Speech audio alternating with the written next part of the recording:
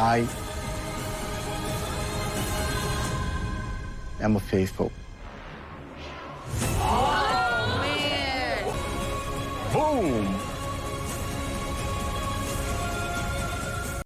When Deontay started crying, all I could think of was Maxim saying, "You did this."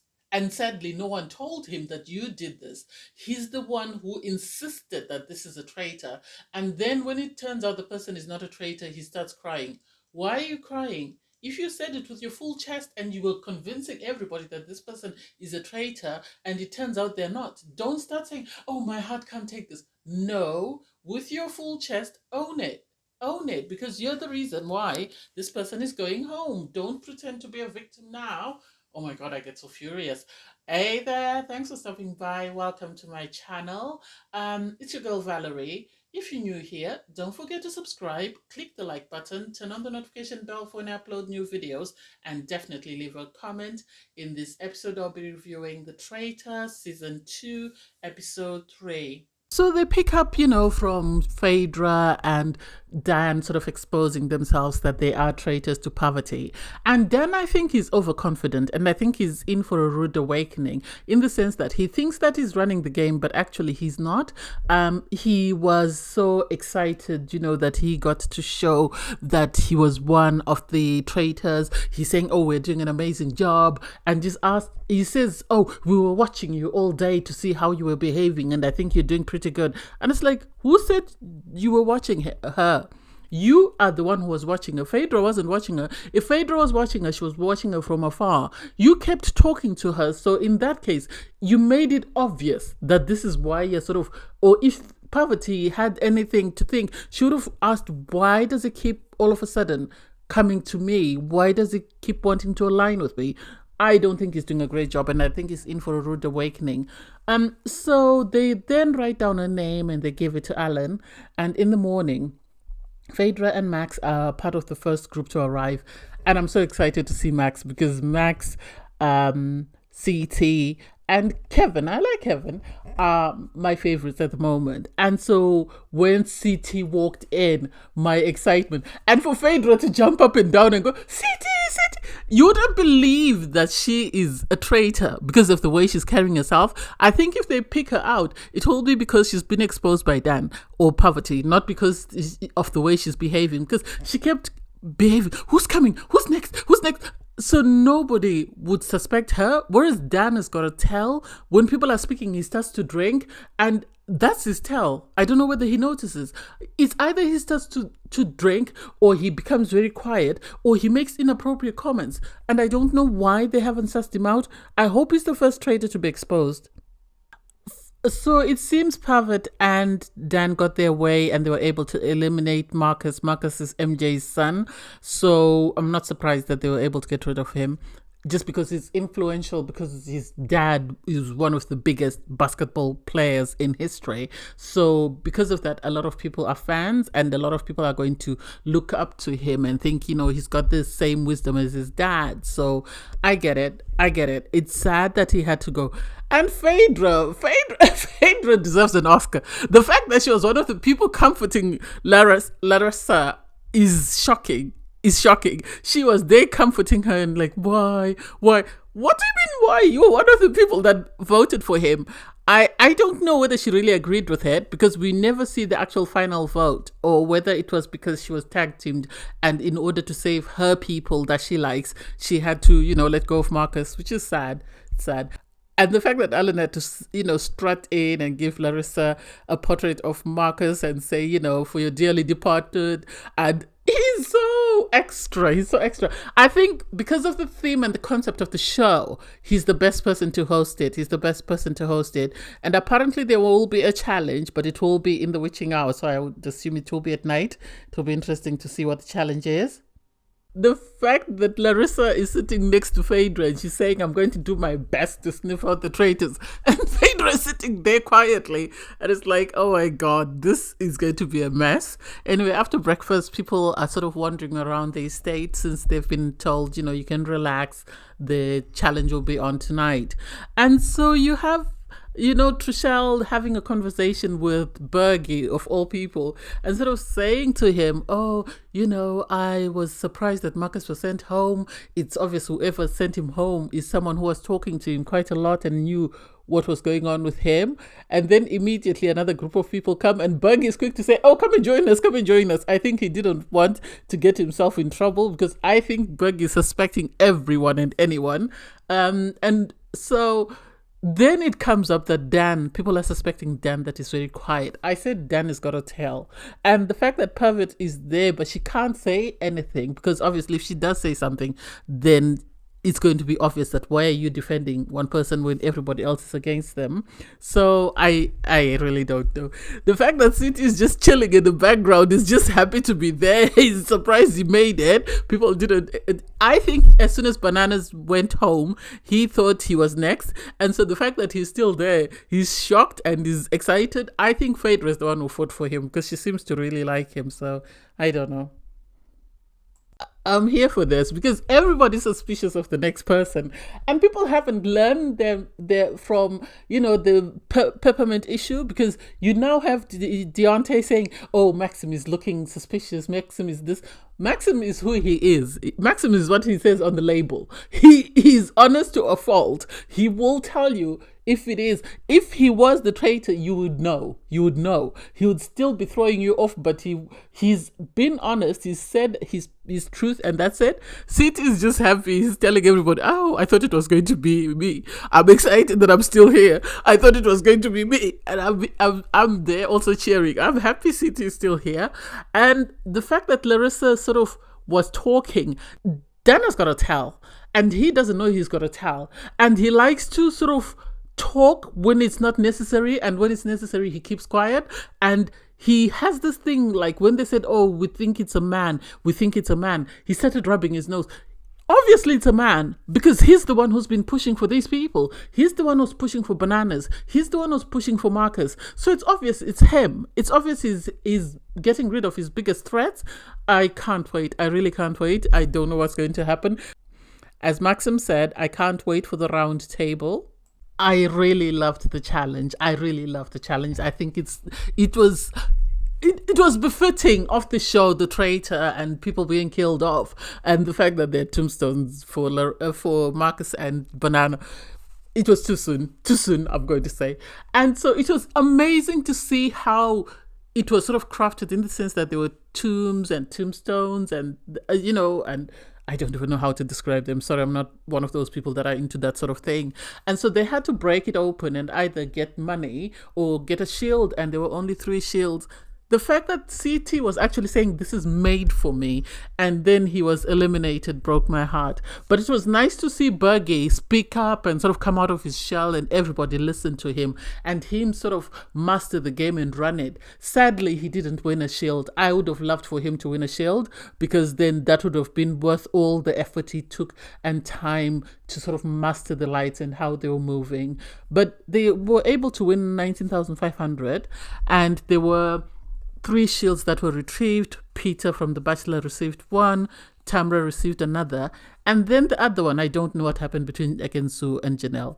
I think Janelle is coming across as a competitor who will do anything to win. The fact that she was fighting over this shield with Ekensu doesn't make sense to me.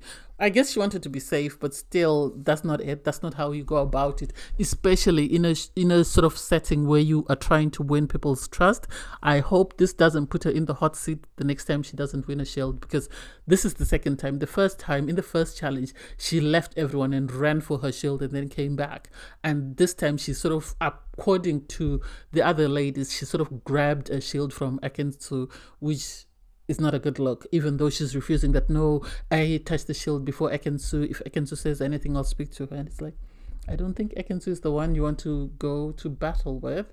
She can be a bit catty as well. So, hey, good luck.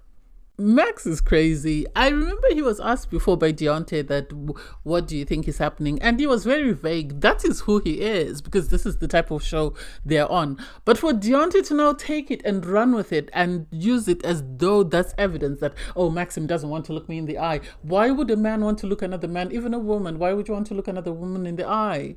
Why?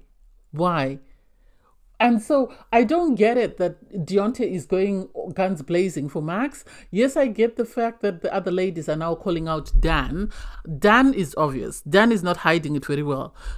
Phaedra could not be bothered. She's just skipping away with the fairies as though she has no idea what's going on when she's one of the people that are killing everybody in the villa.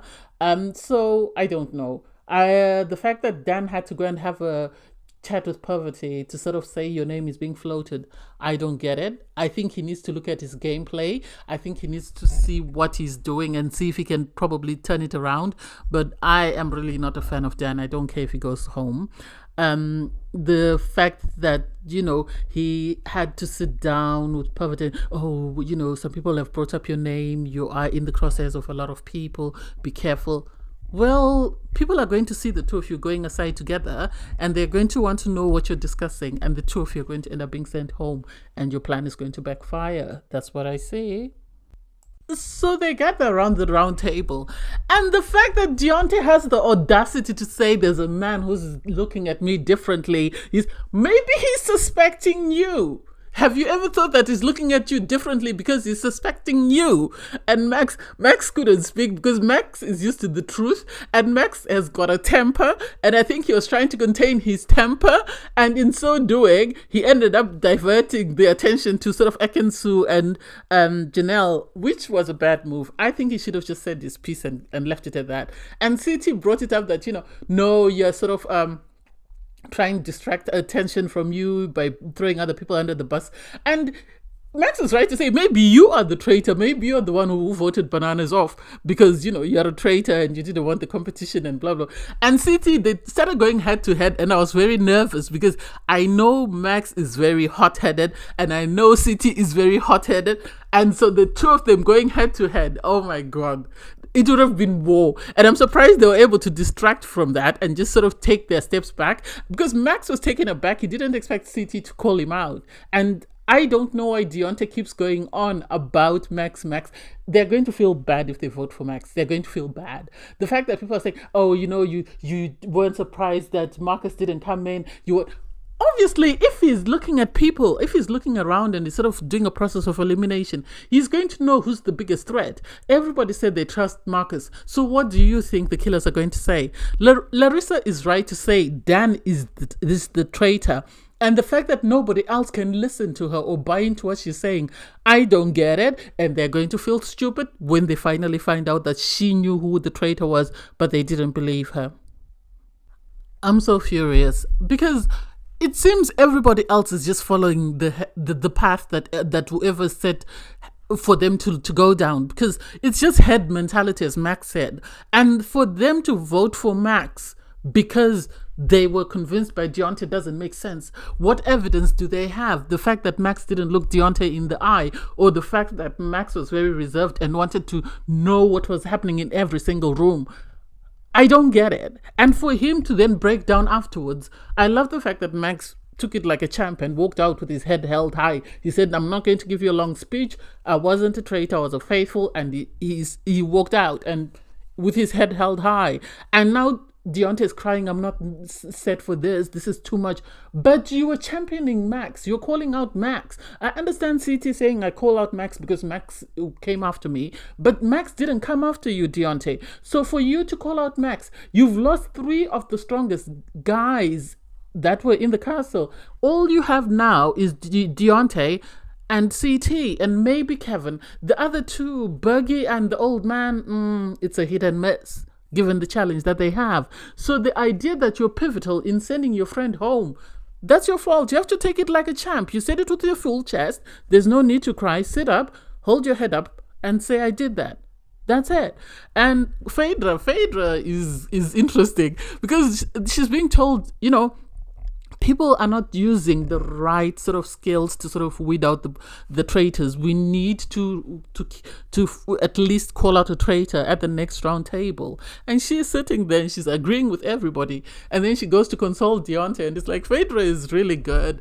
Anyway, so the traitors receive a message to say that there will be no secret meeting and you're going to kill someone in plain sight. And it's like, oh my God, this is becoming messy.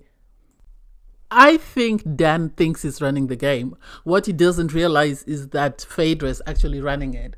Because Dan and Poverty then decide, because Phaedra says, I'll take a step back, you just decide who you want to pick to kill with the chalice. And so you have Dan and Poverty agree that it's either Sheree, the old politician, I keep forgetting his name, and or MJ. But then they sort of try to go for Sheree, and Phaedra is standing right beside Sheree because she could see what was happening. And I love the fact that she said, yes, Sheree and I might not be besties, but I'm going to protect her as long as I can. So as soon as Poverty realized that she couldn't get to Sheree, they then moved on and they went to the next person. It wouldn't have been fair that the majority of the 4 people to be eliminated, the first 4 are all black. It doesn't make sense because you had Peppermint, Marcus, and now it would have been Sheree with Maxim. That wouldn't have made sense.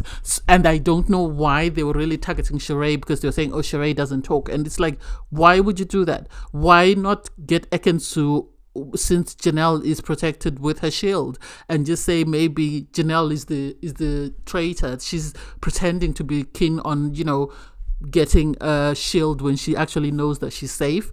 That would have made sense. So you now had Poverty sort of wandering around with this chalice trying to get someone to drink out of it. And it's like, why? Why are you... Well, it's so obvious. I don't know who she was going to get, because she was going to target someone, and I don't know how she was going to target that someone in plain sight. Phaedra is smart because Phaedra wants to remain in the shadows, because once Poverty gives someone something to drink and that person dies, people are going to know it's her. I think this is why Phaedra said to them, do what you want. I'm just here. I'm just chilling. I don't know. I can't wait to see who they eliminated. Anyway, we'll have to wait for the next episodes to be released. Thanks, guys, for watching. Please don't forget to like, share, comment, and subscribe. Click the link in my video to watch my review from episode 2. Bye, guys.